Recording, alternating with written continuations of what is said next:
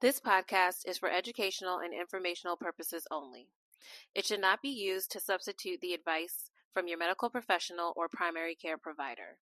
If you are having any kind of medical issue or emergency, you should call 911 or go to your nearest emergency room, urgent care center, or consult with your doctor. Welcome to Healthcare Snitches.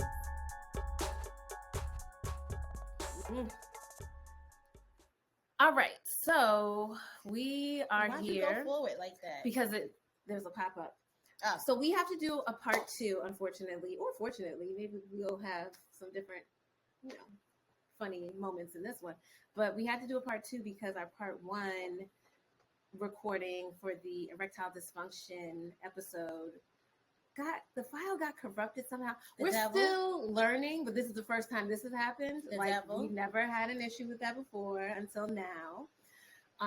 He may not, maybe God is like, look, you don't need to be telling these people about how to fix this because it cut off right at the part where we started to talk about the medication and the treatment. Right, the medication and how you fix it and how to have these conversations and all those things. So Here we are, just re-recording it for y'all to have a part 2 and try to remember what we said because we were cracking up. It was such a good. It was one of my favorite episodes of ours. I mean, every single episode that we do, Jazz and I be texting each other after we watch it. We be like, "Oh my God, we love us." Yeah. But this was one of my favorites, like my top 3. Yeah, me too. Because after we were done, we were like, "That was good." Yeah, like what after you record, like if it's good or not. Yeah, it was very informative and it was real. It was. Like, don't nobody want no mushy. Right. You got to say your thing that you say at the beginning. Make sure that you like and subscribe. What? Like and subscribe on YouTube to Healthcare Snitches. Follow us on Instagram and Facebook and TikTok and LinkedIn and MySpace and Black Planet and BlackPeopleMeet.com. Right, BlackPeopleMeet.com. We're not on there, but you get the point. Follow us on all of these things and make sure you subscribe so you can get notifications and turn on your notifications on those so that you know when we post because we're about to start posting little videos and clips and vignettes. Vignettes? How do you spell that? V-I-N-yets. Not vignettes. Not for that. Done. So I just wanted to also say before we get into ED, which is also known as erectile dysfunction, I just want to let you guys know that normally Jasmine and I tell you guys what to do and we don't follow our own advice. But I mean, we do for the most part, but we're human, so sometimes we don't. I did my colonoscopy and my endoscopy from the rooter to the tutor on August the 17th. Thank you, Jesus. Everything came back good, not even a polyp. I just had some esophagitis, which is from taking NSAIDs like aspirin, Advil, ibuprofen. That you ain't supposed to be taking anyway. I'm not supposed to be taking anyway. Yeah, so It caused like some irritation. And he saw some gastritis and, of course, my hemorrhoids. But my hemorrhoids, I thought were going to be, like, extreme, but they were moderate. I was like, that's moderate. Well, they better be moderate up in here. Right. Hello. Right. So I'm on omeprazole, which is a PPI, for 90 days. And that will help to reverse and correct the esophagitis. So, and I did my pap smear 2 days before that, which was like 6 months late overdue, and no cervical cancer, no HPV. So I just thought that I would share that with you. Right, you got swabbed from the front to the back, from the rooter to the tutor. Everything got checked. Everything got checked. So how you do it? Right. So I just wanted to let you guys know that. That is wonderful that you follow our instructions. Yeah. And I look forward to doing the same. Yeah. I'm not due for my colonoscopy yet. But I'm sure you're overdue for your pap. I'm not overdue, actually. It was November, so I'm actually due in November. So thank you very much. Sorry. It's just because you normally are overdue. You're right. And I probably will be this time because my doctor doesn't accept my insurance anymore. They're fighting. They're tussling with United. And do you want to go to my doctor? I told you I felt kind of comfortable this time. he seemed kind of cold, and I may have, I don't know. Girl, all you need is that cooch papped and smeared. I do, but and the boobs squeezed and palpated. Okay. Make it a last resort. Okay. If you guys have some good recommendations for Jasmine to get her cooch papped and smeared in New Jersey, Central Jersey, it's a very intimate thing. I don't want to just go to anybody and like, I don't want to feel like, I don't know. No, I totally get it. I totally get it. But one thing that he does is, I guess, like on his little charts, he writes down a little bit about you. So when he comes in, he's like, "Hey, how's Corey? How's your husband?" Like just automatically. Okay. But I think it's just something that he like writes down so that he'll know, because he don't know me. I wonder what he'd write about me. How's that divorce? Right. That's still. How's that? You stupid. Getting papped and smeared outside of you. Okay.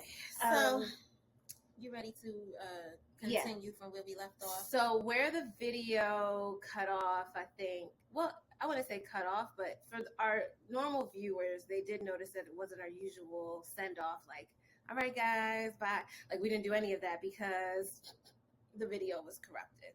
So, yeah. But our person who does our edit, she was able to put music at the end. Yeah, just like normal, as if it never really happened. But we all knew it wasn't. Jamie. Right. We all knew it wasn't the usual. Yeah.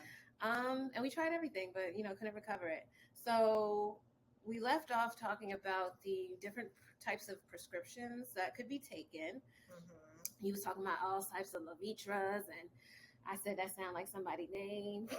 And side effects. Right, and the side effects of them. And you was talking about how you wouldn't take the pill and then go ahead and take your beta blocker. Because you don't want to pass out. Okay. Yeah. So, I think we should just continue from, I feel like that was the last piece, right? Mm-hmm. Yeah, we actually finished up medications. All right. So now we can talk about vacuum pumps. You ever heard of that? Yeah. You guys have ever heard of that? So this thing encourages blood to flow to the penis, causing an erection. Gotta get the pump. So wait, is it like like you pumping up a flat tire on a bike? I don't know. It all sounds like a lot. I'm assuming it might be more modernized, like a remote. Oh, okay. That's what I'm visualizing. But who knows? You might have to put your foot into it. Put your back into it? Mm-hmm. And go to work on Myra's feet. Right. Okay. So it says that they work for most men, and it can be used if oral medication is not suitable or does not work. So oral medication is like the first go-to. That's like the golden star, like what they would prefer. Oh, they sell them on. Ooh. They got pumps on sale. They got pumps on sale at Adam and Eve. Oh, Adam and Eve got pumps. That looks like you put your back into it. It does. Oh, this one looks like more modernized. How much is it? It's rechargeable. It's $43.99. Oh. AdamandEve.com, y'all. Okay, so they pump it up. Okay, so you can try that. And what we also said in the last episode, well, part 1, was that you should always go to your doctor so that they can run tests, run scans, actually do a physical exam, so they can figure out if it's something with the actual anatomy that is causing it. Like, what if there's some type of blockage or something? Yeah, it could be. Yeah, so you don't always want to just go straight to medication, and a good doctor won't just put you on medication. He'll get your history and all the other stuff just to find out if it's something else causing it. Right. So like we said, the first line of defense should be fixing whatever underlying issue you have going on. So whether that's diabetes, high blood pressure, mental health issues, stress, stress, obesity. So that you can. Did you say obesity? I didn't just say, but we said it in part 1. Fix that first, because then you may not even need the medications. But if you do fix all of those things, and maybe the damage that took place is irreversible, then you will need the medication. And then if maybe the medication kind of works for you, but you may feel like you need something else, then you want to start going down these lines of the pumps or if the medication doesn't work. Okay, so if the medications are not working for you, and if you don't want to try the vacuum pump, then you can try a self-injection. It's called the Alprostadil. injection, and you like inject yourself at either the base or at the side of the penis. It sounds like it's painful, but when I was researching it, they said it's a very thin needle, and you have about an hour of erection. So you got to get it in and get it in. Get the needle in, and then ooh. What if you were like dating somebody and you had to inject his penis first? Would you be fine with that? Yeah. Okay. Yeah. Whatever needs to be done. Okay. So guys who are in these streets and they're not like in a relationship, I wonder if they're like, oh, let me go to the bathroom, and then they go in there and they shoot up real quick, and then they. Ooh, that sounds crazy. Like they on heroin or something, right? Shoot it up, but then you gotta. It takes an hour to work, like to kick in. No, it said you have about an hour of erection time. So you shoot it up, and then it takes about 10 minutes. Takes about 10 minutes. Oh, okay. And then you have an hour. So I guess within that 10 minutes, you get your foreplay on. Right. Good child. So alprazolam also comes in a urethral suppository. Ooh. So you can do the injection or you can do the suppository, which both of them sound like they hurt. I would not be interested if I the was urethral situation to be putting some suppository down the base. I mean down the head of my penis if I was. Yeah, that doesn't sound like it feels good at all. They said that it's a tiny suppository though, so maybe it's just like not bad. And you put it inside of the penis, inside the penile urethra. So this is the same place that a Foley would go if you were sticking a Foley in there.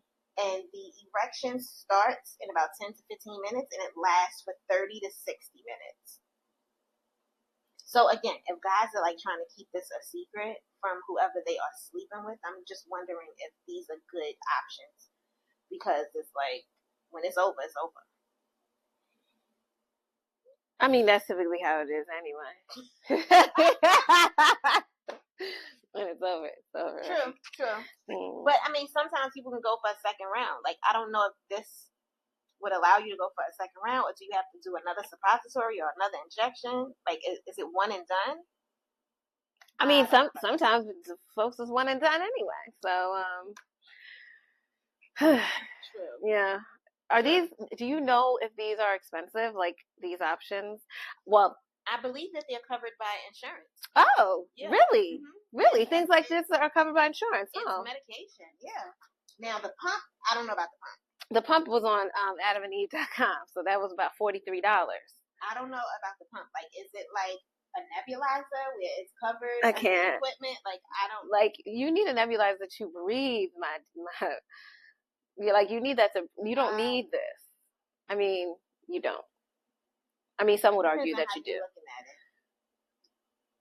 Okay. But I believe that it's covered. It's medication. So yeah. Okay. Definitely. If you have prescription insurance, it should be covered. The last thing that I wanted to touch base on was penile implants, and I know that you have some stuff to add here with what you witnessed when you were working. What I witnessed? What? Oh. When you were helping to onboard the. Oh yeah, the electromagnetic current thing. So a penile implant is a device that they place surgically into both sides of the penis, and the implants consist of either inflatable or bendable rods, right? So you got to be able to bend that thing. The inflatable devices allow you to control when and how long you have an erection. So if you want to have an erection all day, I guess you'll have an erection all day. So the rods keep your penis firm, but it's still bendable. So this method is actually not recommended until other methods are tried first. So this is like a last resort method. Okay, so I remember in the part of the recording that got chopped. I'm a kid right now. I'm sorry, because this is just like I'm just giggling. I'm giggling because it's funny. Penis, I'm going to jail. Right. So does this thing come with like a remote where you could like? Probably so, yeah. That's what we said at the thing. Yeah. That's wild. And it's a last resort thing. So, and it's probably because it's so invasive, right? and I don't know what the side effects are from getting this done, but just think, it's surgery. So you got anesthesia, whether it's local or general anesthesia. Anesthesia is always a risk. Ooh. What? Before we proceed, speaking of anesthesia, I asked them for a little something to get me to the room. Before, so they probably have in your chart drug seeking. So they gave me a little bit of fentanyl, just a little bit of fentanyl. No, they did. Yeah, but when she gave me the anesthesia to put me to sleep, the room was spinning violently, like vertigo, vertigo. So I said to her, that never happened. I was like, the room is spinning violently. I was like, am I okay? Like, am I gonna die? And she was like, no, you are totally fine. I was like, it never has spun violently like this.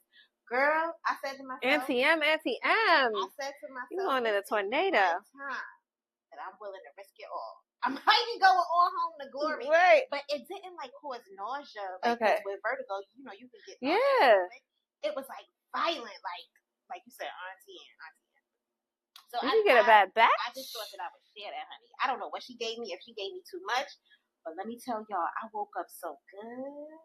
And I went to sleep. They found out it spun you into a coma.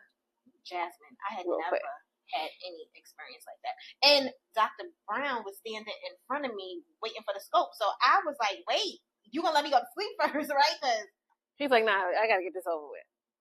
Girl, he was waiting to put it in. So I'm trying to talk with a piece in my mouth. He was like, don't talk. Girl, that was the best time of my life. Okay, proceed. I just want to share. All right. So the other treatment is called low-intensity shockwave therapy.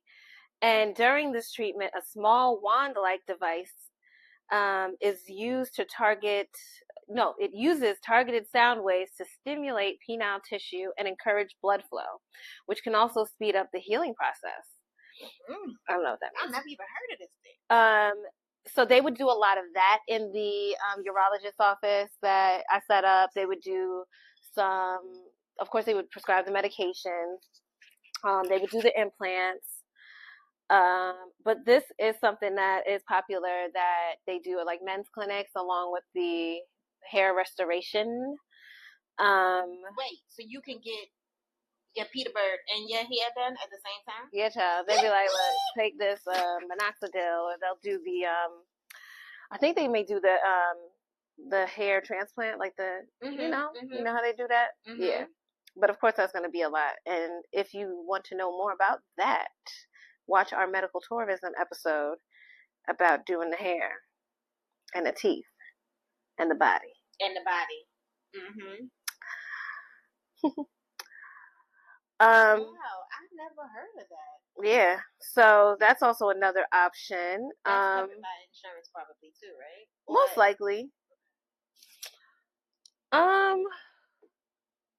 What else? I think general tips on how to best manage your stress help, right? Because I feel like a lot of it starts there. It starts in your mind a lot of times. So I know you guys don't like to do it, but maybe seeking out a therapist so that you're able to have that outlet to discuss any issues that you have. That will help you. That will absolutely help. But also can't have a lot of stuff on your mind. A lot of men are in denial about hypertension, high cholesterol, and the sugars, right? Mm-hmm. I just had a conversation with my husband yesterday where he's telling me he don't have hypertension. I'm like, bruh. What? You have high blood pressure. Hence the reason why you're on hypertensive medication. Right. Right? Okay. So maybe a therapist can not only help them with stress, but also help them book a flight from Delulu land. Right. Because a lot of these men are delusional about their issues that they have going on within their body. So yeah, maybe you can't get an erection because, yes, you are stressed, but also you're in freaking denial about your health. Yeah. Or what you'll find is, and I've experienced this with my dad before he passed away, other people's fathers that I know of, and just like uncles and older people, or just men in general, where they'll go to the doctor, right? So like that's the first step. You have to go to the doctor. So let's all start there. Go to your PCP, get checked out. They'll get diagnosed with something like hypertension or whatever. They'll get medication for it, and then they won't take the medication. Oh yeah. What are you doing? Yeah. So, what school is Ali going to? She's going to Samson. Yeah. Okay. So Coach works there. He's the guy who spearheads Corey's camp. Mm-hmm. That's right. So he is disabled.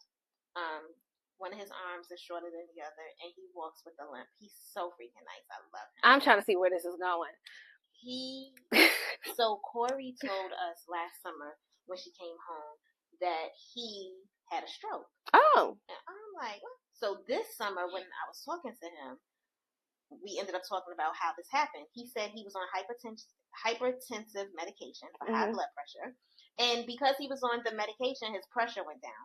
He didn't do anything else like diet changes, exercise. It was the medication bringing it down. Mm-hmm. So he decided, I'm not going to take this anymore. Low. Okay. And he said about a month after him not taking it, he had a stroke. And the doctor said it was because he stopped the medication. And he said if he had one wish, he would go back and he would do the right thing.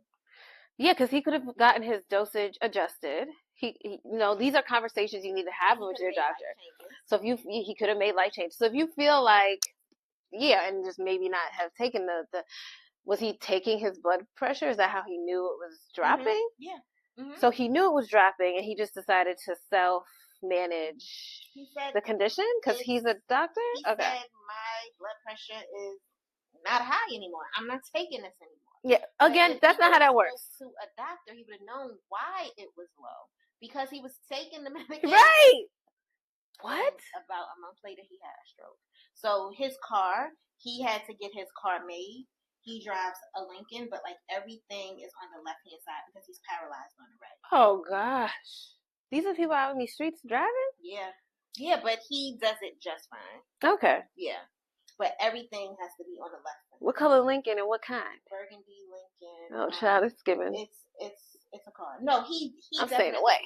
He definitely drives good. And the kids respect him. So he's at that school to deal with the troubled kids. The kids respect him like it's no tomorrow. Damn, I'm sure if Omar would have gone there, we would have known him. But, yeah, absolutely. He would have been one of the troubled kids over there, talking back. And Ali may never meet him because she's such a good girl. Yeah, but he's wonderful. Okay, that's good. But the moral of that story was he did it to himself.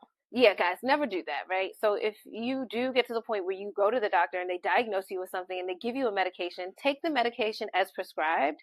If you notice that, okay, your blood pressure is either getting too low or whatever, even if it's diabetes, and we feel like, oh, my A1C is good or my blood sugars have been good, I don't feel a way, still consult with them. Like your provider should have some type of patient portal, or you should be able to call and ask a question.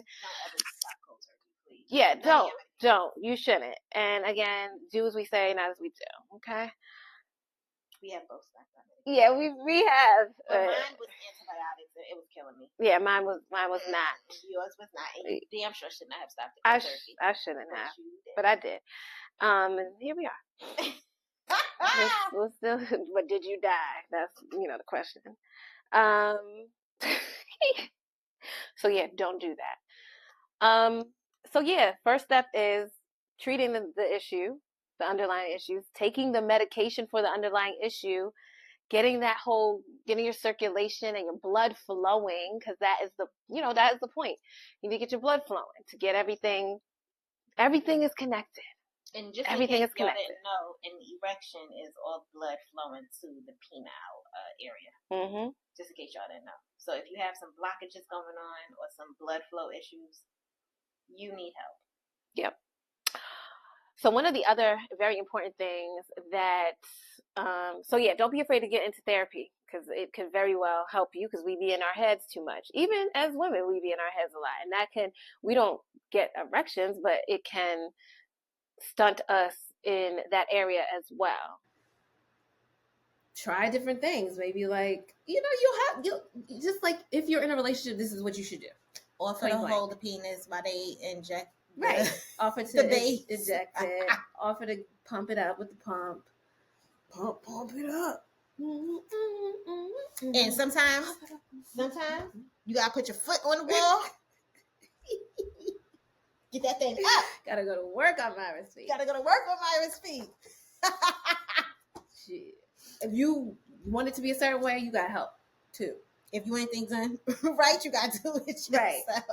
So, ladies, you can't be out here just like, that's your problem. No, it's our problem. Fix it. You can say that's your problem if you about to be out there. Right. That's true. But if you care about the person and you really like want something with them, like, work on it. And if it's not something you are willing to work on, then move on. And you could be saving someone's life too. Right, because they could have all types of blockages and the sugars. What if they're walking around with diabetes and don't know? Right, because next thing you know, they gotta get their leg, foot, and amputated, and not the foot and leg. You done skip the toes. And you got to get below the knee amputation. Right, just take the whole thing. Okay. All right. Anything else that we got for this one, Jasmine?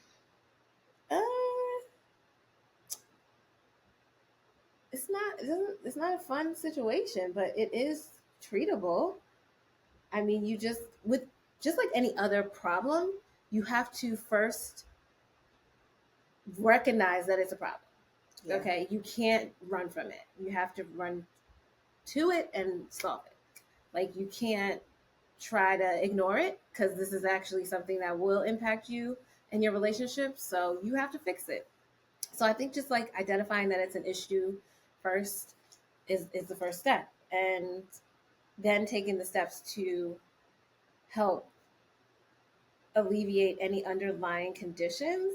I think that's really the main point of everything that we're doing, like with this podcast and with the conversations that we have, because like we said in part one, ED will be the least of your issues if you have a heart attack, or if you will end up in the ED, right?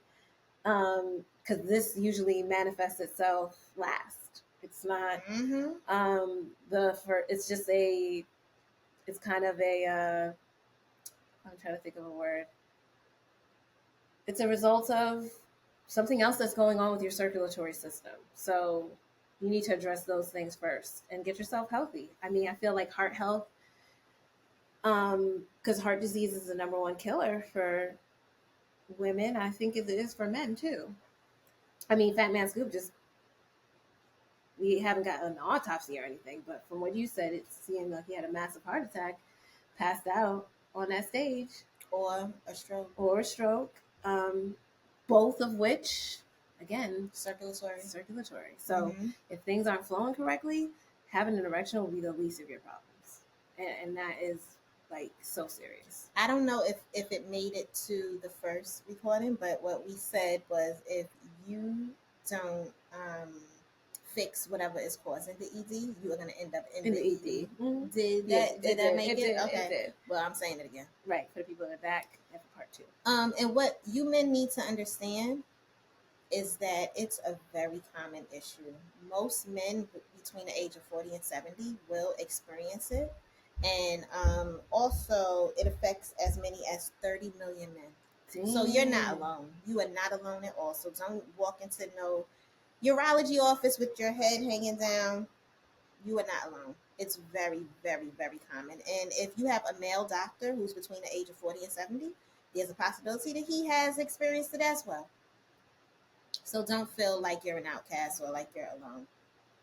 That's why when I walked into that office with my hemorrhoids that time we went to Connecticut, I walked in there with my head held high, because I knew I was not alone. And the roids hanging low.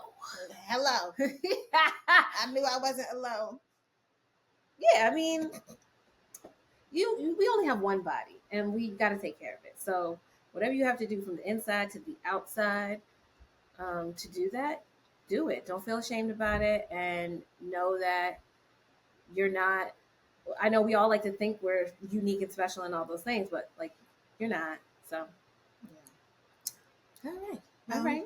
I guess we can wrap this up. Like, you guys should wrap up those your penis when you do get it hard. Okay, right.